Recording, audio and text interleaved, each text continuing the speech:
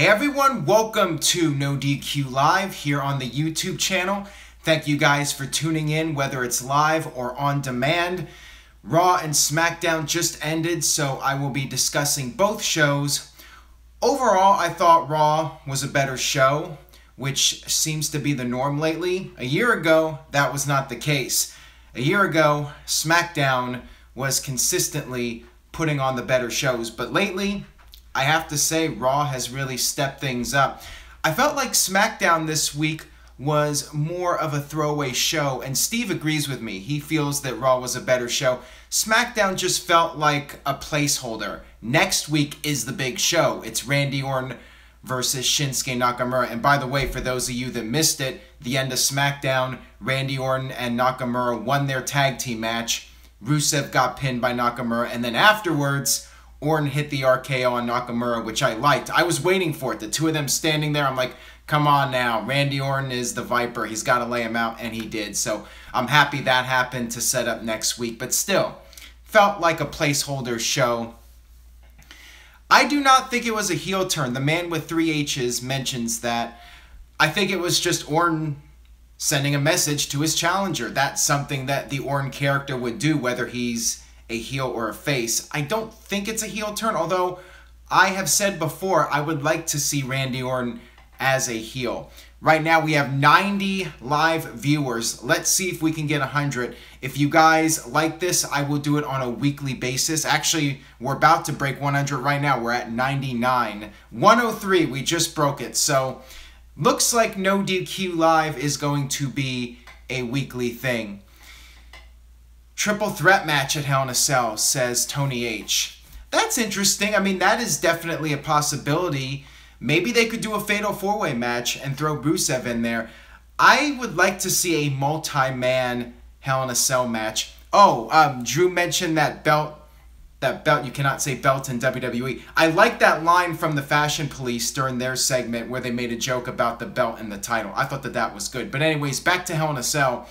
Going back to 2000, one of my favorite underrated matches is that 6-man Armageddon match.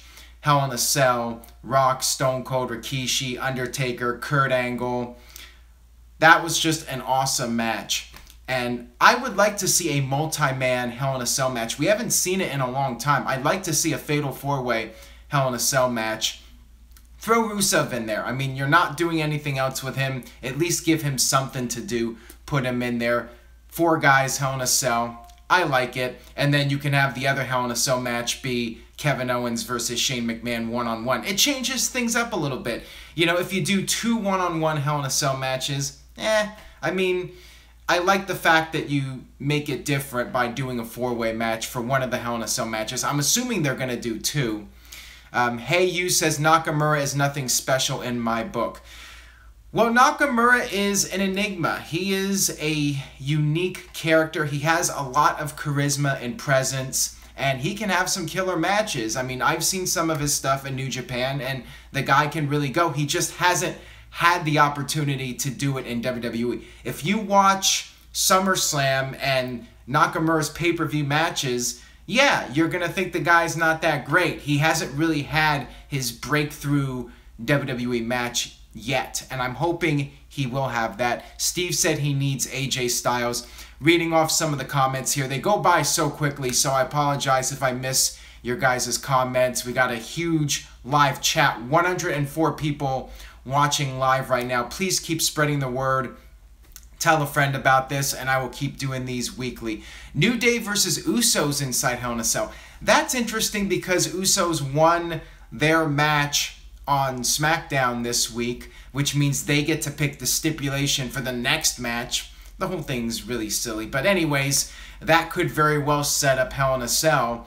Why the Usos would want to be in Hell in a Cell, though, as heels, you would think the babyfaces would choose that stipulation, and the heels would want the easy match. They would not want Hell in a Cell. So, whole thing is a little strange. Maybe they're going to do something else. Maybe the Usos will say, we don't want any match whatsoever, and then Shane says, well, guess what? You guys are doing Hell in a Cell. I'm not sure what they're going to do at this point, but we'll have to wait and see on that. Marshall mentioned a possible Usos versus Dean Ambrose and Seth Rollins, Raw versus SmackDown. I like it, but I would save it until Survivor Series. Survivor Series, I say go crazy. Do Raw versus SmackDown. Make the whole pay-per-view Raw versus SmackDown. Do what they did with bragging rights several years ago. Have a big match where something's on the line. Maybe have a series of Raw versus SmackDown matches. Survivor Series style matches. Maybe a tag team match. Maybe a singles match. And then at the end, maybe you could do an ultimate match of survival just like they did in 1990, which I was a big fan of and WWE hasn't really done since. I would love that because you would take elements of different Survivor Series, like 1990 with the Ultimate Match of Survival, 1995 with the Wild Card, where you have heels and faces having to work together representing Raw, and vice versa with SmackDown. We did see that several years ago where Big Show turned on SmackDown or Raw, whatever brand he was on at the time. But I would like that idea. Raw versus SmackDown at Survivor Series, series of matches, final matches, ultimate match of survival with all the winners, and then the winning side gets to pick somebody from the other side to join their brand or something. Put something on the line. Maybe the winner gets a title drafted over to their side. I don't know. Come up with something. Just have something on the line. Will you ever cover New Japan Pro Wrestling? I watch it a little bit, but I just don't have the time to cover more than WWE. I mean, as it is, I have not even gone to the Mae Young Classic, and I know people have been saying positive things about that. I haven't even gotten the chance to watch that yet. I'm so busy just focusing on Raw and SmackDown, and it's enough television already as it is. It's difficult to really keep up on everything, so having to dedicate to New Japan Pro Wrestling is something I'm just not that interested in right now, with all due respect to the people in New Japan.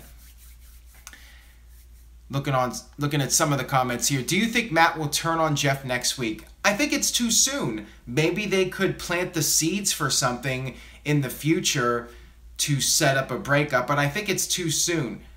I would like to see some kind of miscommunication between Matt and Jeff and slowly build up to it. Maybe build up to next year's WrestleMania, Matt versus Jeff, something like that. But I think it's too soon. And I definitely do not think they should begin a split until they can do the gimmick on television and there's no more legal issues surrounding that. Who will be Bobby Roode's first feud on SmackDown? Maybe Dolph Ziggler? I mean, what's going on with Ziggler right now? There's a lot of speculation. He might be on his way out of WWE soon.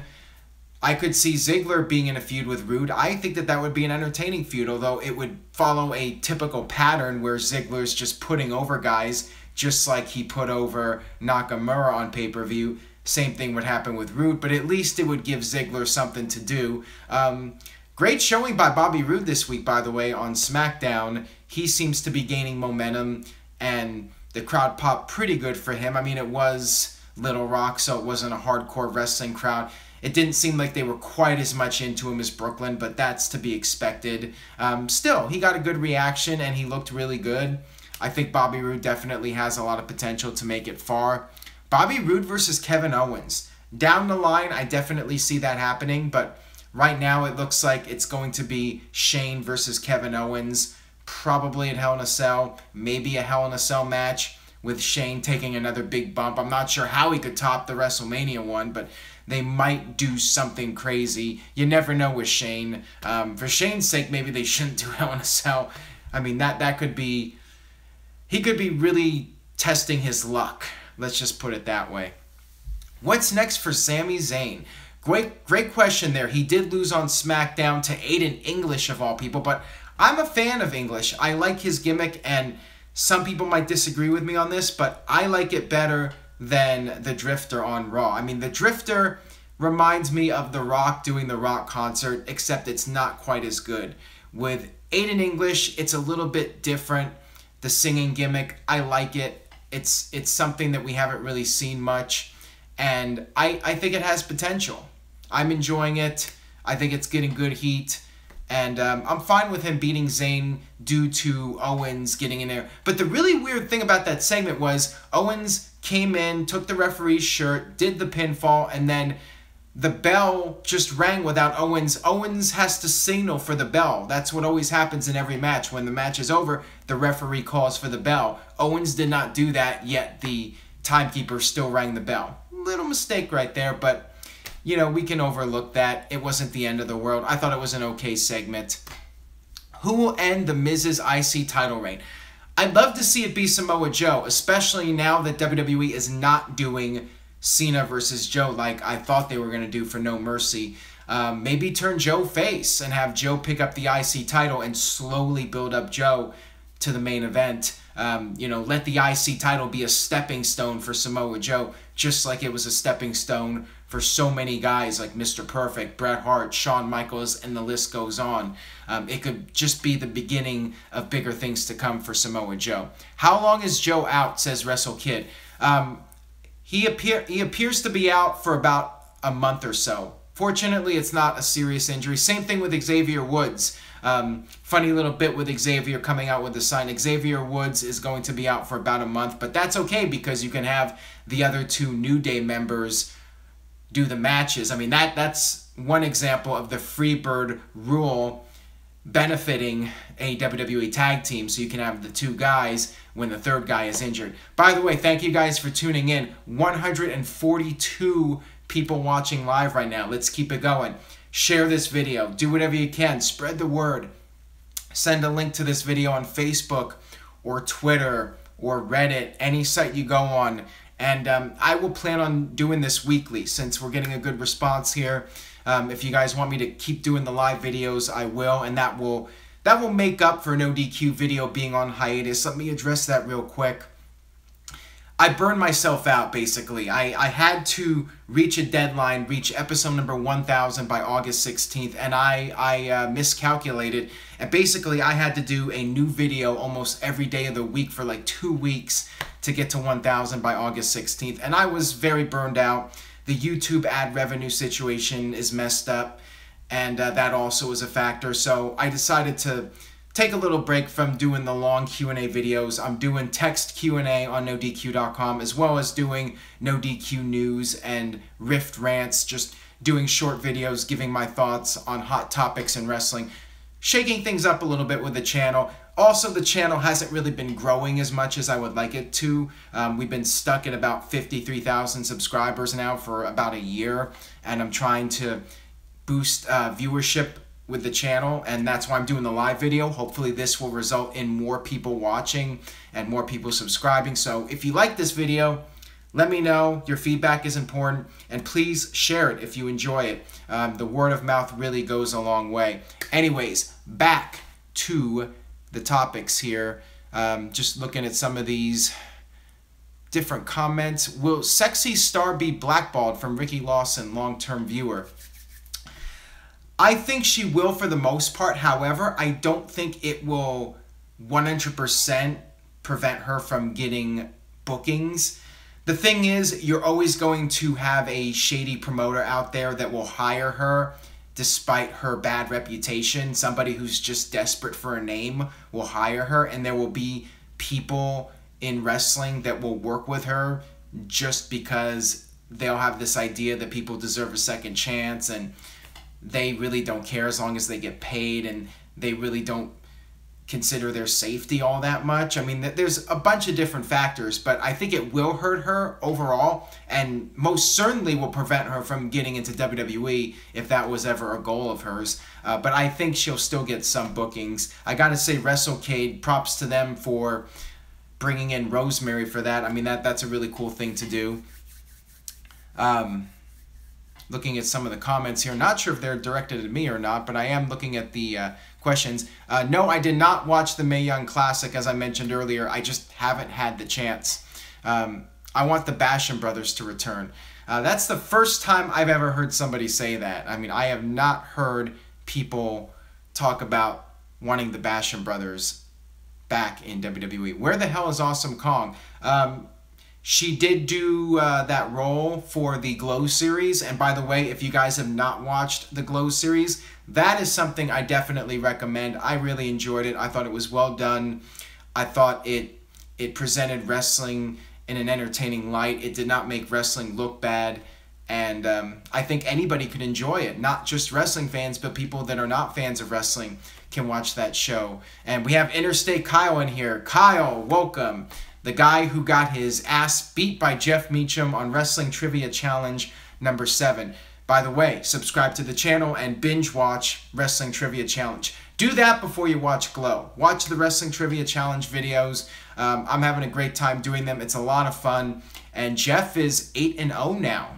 But he's got another challenger coming up, and if he gets through that person, Greg Cherry will be the next in line for the season finale of Wrestling Trivia Challenge. Yeah, you did come close. Marsha wants to challenge Jeff. Get in line. Jeff has a lot of people wanting to face him. Do you want Lesnar to retain the title against Strowman? Good question. I'm not really sure. I mean, I have this bad feeling it's going to be Reigns versus Lesnar at WrestleMania, which is not a match I'm really looking forward to. But, on the other hand, Lesnar is red hot. Lesnar beat Samoa Joe and looked really strong at SummerSlam. How do you book this match without one of these guys looking weak, especially Strowman? This is a very interesting match. I'm really intrigued. I'm hoping they don't do a screwy finish. I'm hoping they don't do like a double DQ or a double count out or one of those matches where it's just out of control. They might do it though. They might do some gimmick to have a rematch at Survivor Series. That would not surprise me at all. Some sort of screwy finish. I'd prefer a clean finish, and if it is going to be clean, maybe Strowman should get the title and then Lesnar can win it back at Survivor Series or Royal Rumble and then face Reigns, whatever the hell WWE is going to do, whatever. I mean, I think that Cena and Reigns should have been saved for WrestleMania, as I mentioned on NoDQ 1000, but they're doing it in LA. I'll be in LA. I am actually going to be at the show, No Mercy, and it's historic. I will be there for it, and whatever. Cena versus Reigns should be a really entertaining match. Strowman versus Lesnar, I mean, it's one of the biggest B pay-per-view cards WWE has produced in a long, long time. As far as me being on Wrestling Trivia Challenge, maybe one day, but no plans for it, especially with so many other people wanting to get on. What I want to find is somebody who is really a brainiac when it comes to wrestling, somebody who can be my next superstar on NoDQ.com. I mean, Jeff is great, but he's getting a little bit up there in age, and he's been champion for a long time, and I want a new young superstar to take Wrestling Trivia Challenge to a whole new level. Could that person be you? Email me, nodqmisc@gmail.com, with a sample video, your Skype info, and when you're available, and we'll try to make it happen, get you on for a trivia challenge with Jeff, who is currently 8-0, but that could change next week. No DQ screw job in the works. I take pride in being very fair with the trivia, and there's no shenanigans. It is 100% legit, and I just have fun with it. I enjoy doing the trivia and trying to stump people. I mean, my goal is to see if I can get them to have more wrong questions than right ones. It hasn't happened yet, but I'm working on it. Ricky says, should Sasha turn heel as soon as possible? I mean, quite frankly, they dropped the ball on that a long time ago. I wonder what's going on with Alexa if she's turning face now. I assume it was a heel turn by Nia attacking Alexa. Normally when a heel attacks a heel, it's the heel that's attacking the other one that's staying a heel and the other one's going face. I mean, look back to Bret Hart and Bad News Brown from WrestleMania 4 and Shawn Michaels and Psycho Sid the night after WrestleMania 11. So I'm assuming, and also based off of the announcing, the announcers were shocked and wondering, what is Nia doing? Why would she do this? You know, that sort of thing. Makes me think it's an Alexa face turn, which could open the door for a Sasha heel turn. Maybe not right away. I wonder if WWE can somehow salvage Sasha Banks and Bayley with that feud. Maybe they could do that when Bayley comes back, but I would not turn her really quick. Oh, somebody asked favorite WCW pay-per-view. I would have to say off the top of my head, I have a couple. I really like Spring Stampede 94, especially Cactus Jack and Max Payne against the Nasty Boys. Awesome match right there. The 96 Great American Bash, and of course Bash at the Beach the following month with the big Hulk Hogan heel turn. And Great American Bash 97, I think it might have been Bash at the Beach with Hogan and Rodman against Luger and the Giant headlining. That was a really solid pay-per-view. So there were a couple good ones. Spring Stampede 99, even though WCW was starting to go down the toilet, that was a good pay-per-view. Halloween Havoc 97, I like. The big negative to that show was the main event, which was just terrible. But the undercard was really solid. Halloween Havoc 98, not so much. Did have a strong main event, though, with DDP and Goldberg, but Hogan and Warrior, one of the worst matches in history. How would you fantasy book Nexus versus The Shield? Well, that one is really tough to say. I mean, first of all, I would have booked Nexus to be a lot stronger than they were, and then put them against The Shield when the two teams are at their peaks. I mean, that would be ideal. That's really all I can say on it. It's one of those what-if situations. Should they bring back Halloween Havoc, says Cool Hand Dylan. Yes, I would say do a Halloween-themed pay-per-view. I like it a lot better than doing TLC or Hell in a Cell. I mean, I've never been a big fan of doing the themed pay-per-views when you're having mandatory stipulation matches. I would rather there's a storyline that leads to the stipulation rather than just say, okay, we have Hell in a Cell coming up, so we have to do a Hell in a Cell match because it's mandatory. We have a pay-per-view called Hell in a Cell. We must have a Hell in a Cell match. Not a fan of that. I would much prefer they do something like Halloween Havoc, and then you can organically build up to a stipulation match like Hell in a Cell at a pay-per-view such as Halloween Havoc. I much prefer that. Looking through some of these other comments here, there is a live chat, which is another advantage to doing this weekly live video. You guys can chat and interact with each other, argue, troll each other, whatever you do. I know there's some TNA soldiers in here, or GFW soldiers, excuse me. Shout me out, Vince Out of Touch McMahon. I like when he said that certain phrase, which I'm not going to repeat here, that blank, not going to go any further on that one. Did you buy the Friend of Jericho shirt yesterday? No, I did not. I would like to check out his new book when I get the chance. Again, so busy with other stuff. Cheap Mexican 101 says, do you see Jeff Hardy winning the IC title?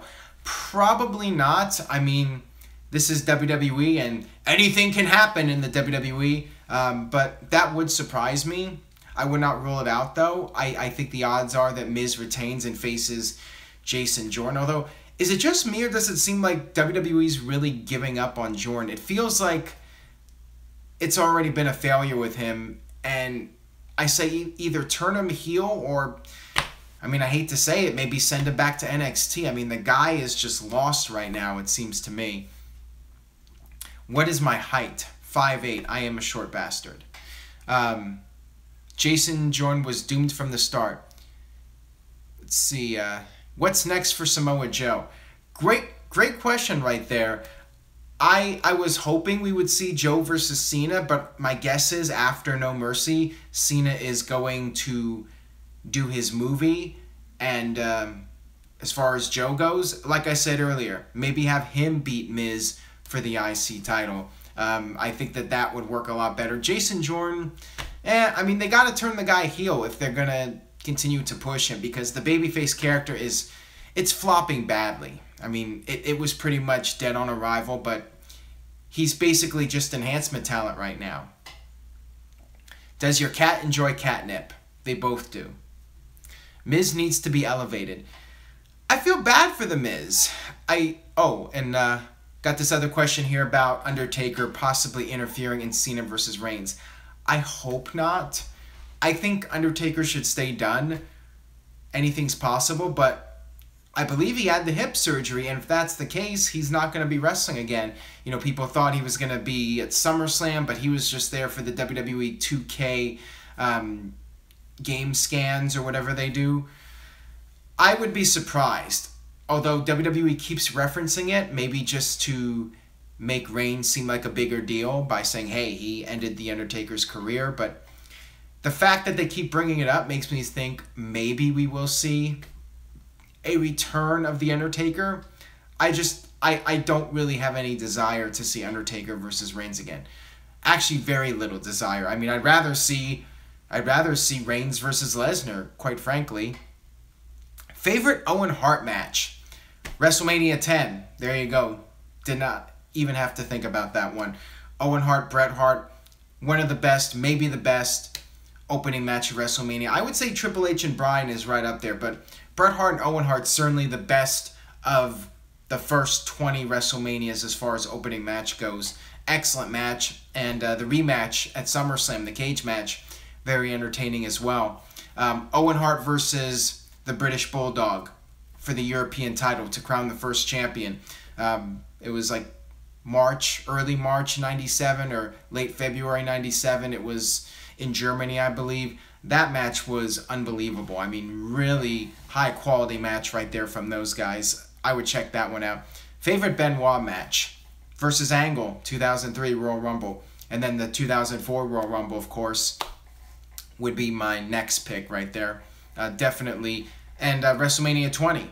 WrestleMania 20 and the follow-up at Backlash. So there's a lot of them with Benoit for sure. Favorite Who match? Who versus what versus I don't know in a triple threat match. Favorite Steve Austin match? Steve Austin versus Bret Hart, WrestleMania 13. Your opinion on DX versus The Nation? I'm just going to try to cover as many topics here as possible. My favorite memory, obviously, was the parody. And the segment before SummerSlam 98 when The Rock got in Chyna's face and was talking down to her. Get on your knees, Chyna. That's what you do best, or something like that. And DX was locked up in the locker room. They had like a forklift blocking the door or something, and The Rock was just totally ripping into Chyna, and then Shawn made the save. That was a great segment. And of course, the SummerSlam match was awesome. Do you think Kevin Owens is being booked poorly? From Rami. No, I don't, because Owens is working with the boss's son. That's never a bad thing. And people were complaining about AJ Styles versus Shane McMahon, and that was ultimately the match that people remember the most from WrestleMania. That's generally considered to be the best WrestleMania match for that show. So Owens is going to be guaranteed TV time every week in a program with Shane, a main event program that's going to be a focal point. So no, he is not being booked poorly. He is in a high profile position, and the company must see something in Owens and have faith in him to put him in there with Shane. They trust Owens, that Owens will work well with Shane. So that says a lot. I think that WWE sees something big in Owens, and they feel very highly of him to put him in a program with Shane, if anything. What do you think will be the outcome between Cena and Roman? I might change my mind a week before the show, but right now I say Roman Reigns wins the match. Cena could possibly win. Maybe it be a repeat of WrestleMania Once in a Lifetime with Rock versus Cena, where maybe we'll see Reigns get too cocky and that's his downfall, and then he has to challenge John Cena for his redemption. But in my opinion, that would be really weak. I mean, I would not be a fan of that, excuse me. I just think it would be too much of a copycat of that Rock Cena storyline. I say just have Reigns beat Cena. Cena's going off to do his movie, and just let it be a one-off thing. Maybe they'll do a rematch. Maybe they'll do a best out of 3. I mean, wouldn't shock me if they do, but I say just have Reigns win and move on. You know, I would have liked to have seen it at WrestleMania, but, you know, after the first time, it's not going to be as special. So I say just do the one match, go all out with it, and have Reigns win. And Cena passes the torch. Crowd will boo, hate it, no doubt, but we all know that is going to be the eventual outcome. So just put us out of our misery and get it over with. But anyways, we just hit the 30-minute mark, so I will go ahead and wrap this up before I lose my voice completely. Thank you guys for checking out the first edition. We peaked at, I think, 156 viewers, so that is quite awesome. I would like to thank you guys for checking out the video today. And if you enjoyed this video, again, please share it, tell a friend, spread the word. And I'll do this every week. We'll do a No DQ Live every week, and I'll try to get through as many topics and questions as possible. Thank you guys so much for watching. I will see you guys next time.